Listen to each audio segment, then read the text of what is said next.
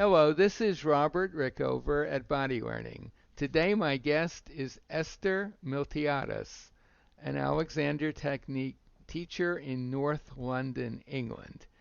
And Esther has worked a lot with children in her teaching career, and she's on the staff of the Educare Small School in Kingston, along with Sue Mary, another Alexander Technique teacher who's specialized in working with children. Esther is also an assistant teacher for the Developing Self, a specialized postgraduate training course for Alexander teachers working in education. She also teaches one-on-one with adults and children at her private practice in North London. Esther, welcome to the show. Thank you. It's lovely to be here with you, Robert. Well, it's a pleasure talking to you. Esther and I have just completed another interview about her work at the Educare Small School. And this interview is going to be more about the Alexander technique and children generally, and what F. Matthias Alexander, the founder of this method, uh, some of his thoughts on that topic.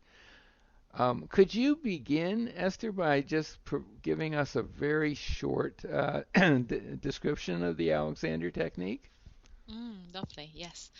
Uh, Alexander Technique teaches us the skills to respond to stimuli in a more coordinated, poised, and considered way, which helps improve physical and mental well-being.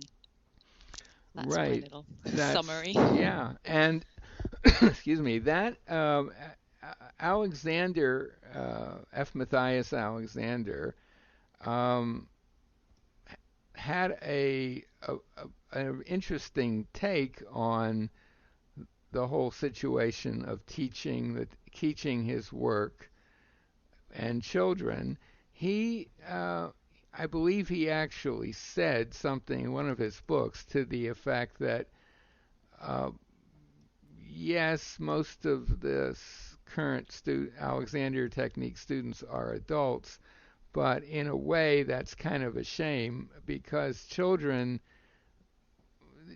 would be a much more useful group of people to study with the technique because they could change so easily and quickly. Something to that effect. Absolutely. Would you agree with that just from your experience teaching in the Educare school? Yeah, definitely. I mean, when you're working with little 3-year-olds, they're actually not showing very many bad postural habits. You're getting in there while their natural coordination and poise is still in place. Hmm. So you're able to empower and teach them to be consciously aware of all the good things that they're doing so that they can name them and understand them. And then you're working with that. So rather than a re-education, it just becomes part of their natural education. Right, and I think that's what Alexander had in mind, although I think he was also thinking of somewhat older children who may have Yes. begun to develop some harmful habits. And your Yes. experience there also is that they are quicker to get get the technique, as it were, than many adult students. Definitely. I think they just, yes, they just get it much more simply. Right. Um, and I don't know whether that's to do with the way that we teach it to children. It's just very, very simple, being soft and tall, and the vocabulary that we used, just they get it. They, Hmm. it's more natural for them to use themselves well, and we're just reconnecting them with that, and giving them that conscious understanding of what it is. So yes, they seem to be able to notice what they're doing more quickly and just come out of it more easily. Yeah, I myself have not had any experience working really with the very young children, but I've worked with high school kids and university kids, Mm, and I teach them in a very similar way to the way I teach adults, and in groups or individually, and I find that they just get it, and they yes. don't. there's like no, they don't sort of, they don't over intellectualize it the way Mm. adults like to do. Yes. They just, if it works, they go for it, especially college kids who are in arts programs like music or theater. Yes. They immediately see the connection to their chosen profession. But Yeah. now Alexander said something else. He was quoted as saying something else, and I'd be interested in your take on it. It was from an article someone wrote about him in the 20s, I believe, in an American student of his, who seems to quote Alexander as saying not only that children are the way to go in terms of Alexander teaching, if you really want to be cost effective, I guess, to use that Mm. term. But he also said that it doesn't take as much training for someone to be able to do that as it would be for sort of ordinary Alexander teachers. Do you have any thoughts on that? Mm. That's interesting, actually. I would say, in a way, that that's right. I'll give you an example. Mm-hmm. When we do a thing after lunch called quiet time, and the children get to lie in constructive rest. Mm-hmm. And then, as an Alexander teacher, I put some hands-on work with them while they're in constructive rest. But we get student helpers as well that do the same thing, and we train them up to put hands on the head. They're not moving them or anything, but they're just connecting in a very directed way with their fellow colleague that's lying on the floor, Mm-hmm. and they put their hands on their heads and then on their shoulders, and then they come back to their heads again. And they get to practice on me and Sue first, so we sort of train them up in this. And I would say 90% of the children that put hands on us, they are absolutely fantastic. Right, They right. have beautiful, open, soft hands, and they really understand the difference between being pokey and tight and understanding that what they're thinking for themselves gets translated into that other person. They can tell if you're tight or soft or open or directed, and they just get it. So, children can certainly learn the technique much more easily, and they don't need much directing, because they have that natural coordination, and we're just connecting them again with that, I suppose. Yeah, that's interesting. So that's actually children as almost proto Alexander Yes. technique teachers. Um, but I wonder also, like you use a different in our last interview, we talked a little about the vocabulary you Yes. use with children to get them to self-direct, as it were, Mm. use and sort of a variation of Alexander technique self-directions. And Mm. it seems to me from the what you were telling me that those modified directions are pretty easy for someone to share with somebody else. You know, someone who's Yes. learned them, like a sibling or a friend. Yes. Yes. Uh, Yes, you often get stories of the children going home and helping their parents yeah, I'm by not teaching them surprised the at that. directions. Yeah, Yeah, yeah, yeah. It's lovely, that wanting to share the yeah. work as well. Yeah. So do Yes, they you? just get it. Yeah, and it doesn't take much really to get them No. to release whatever tension has appeared in their bodies. So do Mm. you think that it would ever make sense to have a sort of a separate kind of Alexander training for for teachers of children that was less than the 3 year one that Alexander Technique teachers today go through? I think that's an interesting question. I think what we're doing with the Developing Self course is, rather than doing less training to work with children, is acknowledging that working with children is quite different from working with adults, and Hmm. that often the training courses aren't particularly aimed at working with children, so that we're adding that extra bit of experience and understanding of how to work with children that is particular to children rather than with adults. Hmm. Hmm.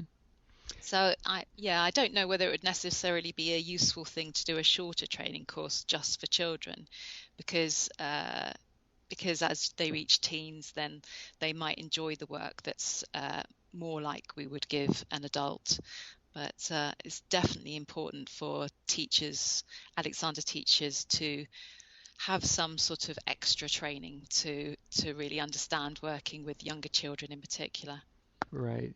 So I wonder, I mean, everything that you've said about the school you work in, it sounds like an absolutely fabulous experience for the kids there. Yeah. But as I'm sure you're all too painfully aware of, that is not the case generally out there. No. And Yes. I wonder if you have any thoughts about how Alexander teachers could somehow get Alexander ideas more broadly understood in among educators, particularly educators Yeah. of small children, because it seems to me there's a potential opportunity for very young children to get some not all that much help that might make a huge difference. But do you have Mm. any thoughts on how that could be brought about in anything other than just there are other schools where this has Specialist schools. happened, Yeah. but it's pretty rare. Well, Um, it's yeah. something that we're working with at the moment, and part of the postgraduate training is creating curricula that could be used as a basis to take into state schools. So we're trying to broaden the base of Alexander Technique work and allowing it to be used as a general educational tool rather Hmm. than just being used in music or drama. So the curricula and ideas that we have, say for example, that we can take into primary schools are there to really be molded to what the school can do, but embodies the 30 years experience that Sue has really of Hmm. working with primary school students.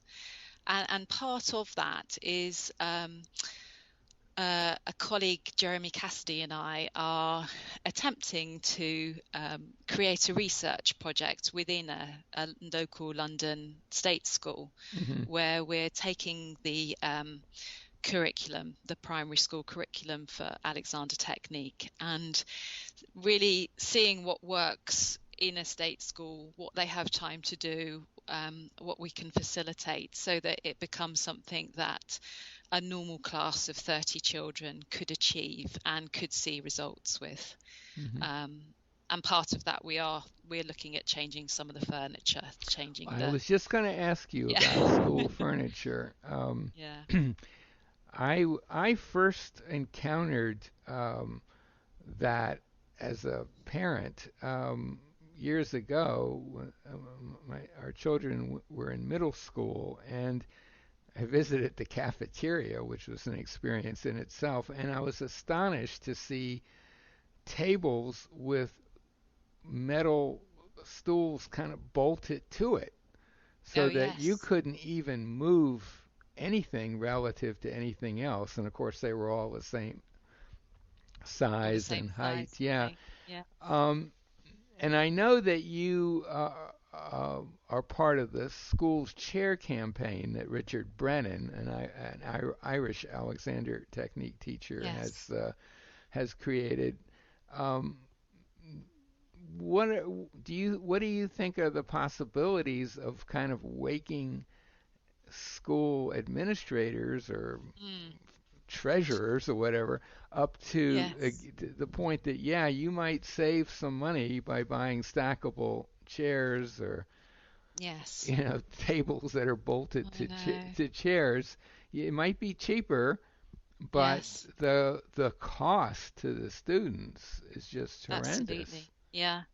And also, bringing awareness that it's not just the cost to the student, that actually, because the furniture is badly designed, the children can't sit comfortably. They're trying to make themselves comfortable, and they're moving, and they're not being able to concentrate or focus on their work. So Hmm. yes, it's not just about back pain, it's about being able to sort of free children up to be more comfortable so that they can focus and enjoy their work. So, yeah, we were looking at very cost-effective ways of changing school furniture and thinking about the dynamics of a classroom. Um, so, Richard's doing a study at the moment with putting wedges on chairs, and Hmm. we're attempting to do a study of simply removing the chairs and replacing them with circular, flat-topped wooden stools that Yeah. we can cut Yep. down to Hmm. the correct heights for the pupils, um, making sure that they fit with the tables, because that's the sort of slight disadvantage of tables are a particular height in particular school years, so you can't quite make them the stools That you'd like. exactly the right Yeah. height. Yeah. Yeah, Well, as but we're speaking, I'm sitting on exactly that kind of a stool and yes, have for yes, years. And yes, I find that, my adult students, an awful lot of them, when they experiment with it, it's a pretty inexpensive investment it to is. try Yeah, out.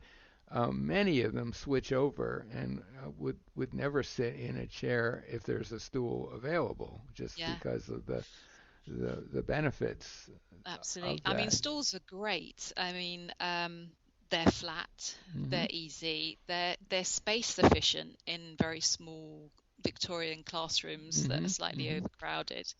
And they don't have a direction. So when teachers are moving around the classroom, children don't have to move their chairs around. They can No, just swizzle on their stools. very easy to So move around. They allow yeah, for a lot more freedom than a chair does yes, in terms of yeah. movement in general. Yeah, Absolutely. Yeah. yeah, So that's what we're using a basis, and then the Alexander technique, embodied awareness on top. We're hoping that, you know, teachers and pupils will see a difference in the way their children learn and the way they behave within the classroom.